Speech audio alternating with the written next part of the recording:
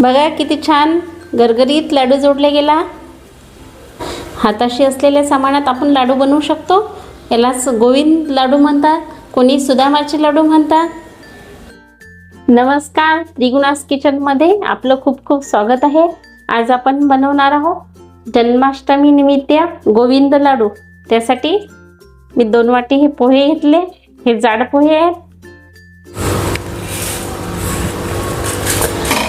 हे छान भाजून घ्यायचे कुरकुरीत होईपर्यंत। चिवड्याला भाजतो आपण तसे पोहे भाजून घ्यायचे, कुरकुरीत करायचे, पण जळू पण नाही द्यायचे। हे बघा असेच कुरकुरीत पाहिजे। पोह्याला छान सोनेरी कलर पण आलेला आहे। आता हे काढून घेते। 1 वाटी खोबरं खिसून घेतलं मी, ते पण मंद गॅसवर भाजून घेते।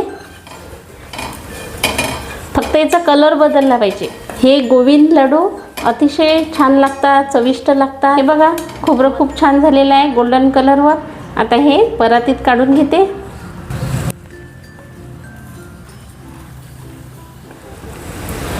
फुटाण्याची डाळ टाकते। हे हलका रोस्ट करून घेते। हे काढून घेते भाजून झालेले।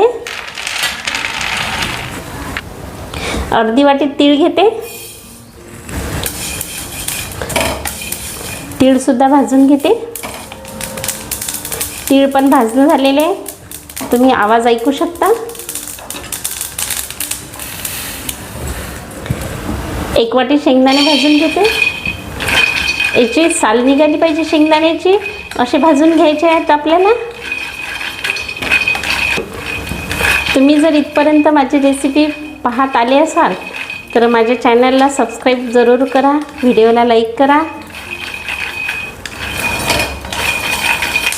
शेंगदाणे छान भाजून झालेले आहेत। याच्यापेक्षा जास्त नाही करायचे आहेत आपल्याला, याचे साल निघाले पाहिजे।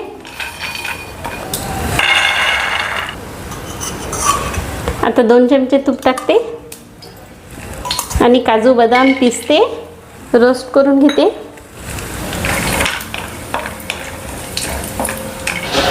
हे काढून घेते। आता या तुपात खारीक टाकते। हे गोविंद लाडू अतिशय पारंपरिक रेसिपी आहे। खारीक थोडीशी गरम केली की चांगली खरपूस लागते। मी याच्यामध्येच 1 मोठा चमचा मी पोहे खायचा खसखस घेते। खसखस नाजूक असते म्हणून ही थोड्याशा हलक्याच कढईत गरम असतानाच भाजून घ्यायची असते। हे काढून घेते। हे भाजलेलं सर्व थंड होऊ द्यायचं आणि नंतर मग मिक्सरमधून काढून घ्यायचं। आता हे सगळं थंड झालेलं आहे। आता मिक्सरमधून काढून घेते। पोहे, शेंगदाणे, काजू बदाम, तीळ, खारीक, खसखस हे मिक्सरमधून बारीक करून घेतलं। आता वेलची पावडर टाकते आणि अर्धा चमचा सुंठ पावडर टाकते। सुंठ पावडर ना टेस्ट छान येते लाडूची। तसेच हे खोबरं आहे, हे मी भाजून घेतलं होतं, ते असंच बारीक होते, तर हे मिक्सरमधून काढले नाही। हे असंच चुरा करून हाताने हे टाकून देते।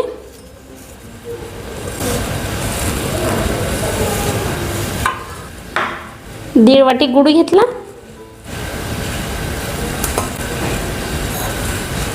हा पहिले सगळं हाताने मिक्स करून घेते। गूळ याच्यामध्ये मिक्स केला मी। आता हे सगळं मिक्सरमधून परत फिरून घेते, त्यामुळे गूळ पण एकजीव होईल आणि सगळं व्यवस्थित मिक्स केलं जाईल।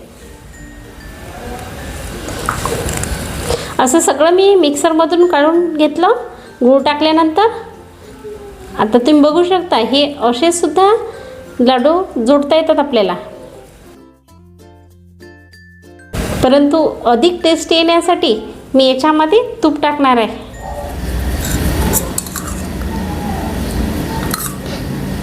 3 चमचे तूप टाकते, साजूक तूप टाकते. हे सगळं मिक्स करून घेते. असे हे लाडू जोडून घेतले जातात. हे लाडू करण्यासाठी फार जास्त सामान लागत नाही. अगदी घरात असलेल्या सामानातच लाडू होतात. हाताशी असलेल्या सामानात आपण लाडू बनवू शकतो. यालाच गोविंद लाडू म्हणतात, कोणी सुदामाचे लाडू म्हणतात. बघा किती छान गरगरीत लाडू जोडले गेला. अजून एक जोडून दाखवते. जास्त प्रेशर लागत नाही. सहज सहज लाडू जोडले जातात. अगदी लहानापासून मोठ्यापर्यंत सगळ्यांना आवडतील असे हे लाडू आहेत आणि पौष्टिकसुद्धा आहेत.